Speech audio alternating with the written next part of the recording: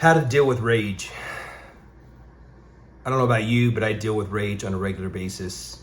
It's something that I've struggled with, continue to struggle with. I've gotten better at it, but I've dealt with rage for years. I actually just had a bout with rage today before making this video, which is what inspired me to jump on here with you. So for years, I took a lot of things personal. Because of being devalued as a kid. That's a whole story, which I'll share at another time if you're new to this channel. But here's how this whole rage thing works. First off, you're triggered. Something happens, a conversation with a friend, with a spouse, an event happens, something happens. Anger sets in.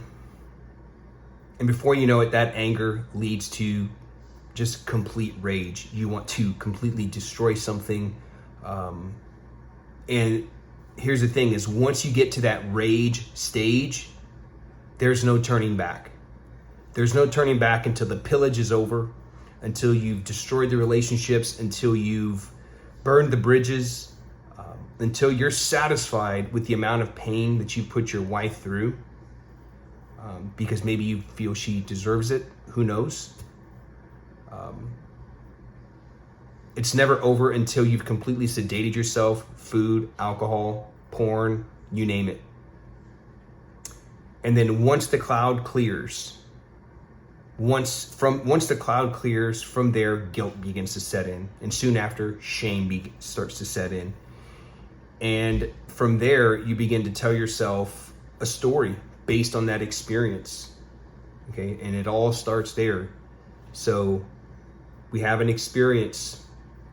From that experience, we begin to tell ourselves a story about the situation, about which led to rage. From there, that story leads to a belief system, a worldview, okay? And based on that worldview, a result of that worldview, a result of that belief creates resistance. A lot of times this resistance is internal resistance, and it leads to external resistance. And here's the thing. The belief that creates that problem, the belief that creates the resistance,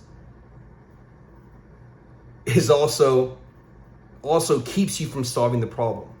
So the belief that creates the problem is also the same thing keeping you from solving the problem. So you begin to fall into this vicious cycle that you can't escape, this rage cycle that you cannot escape, keeping you from ascending into your better man cycle, okay?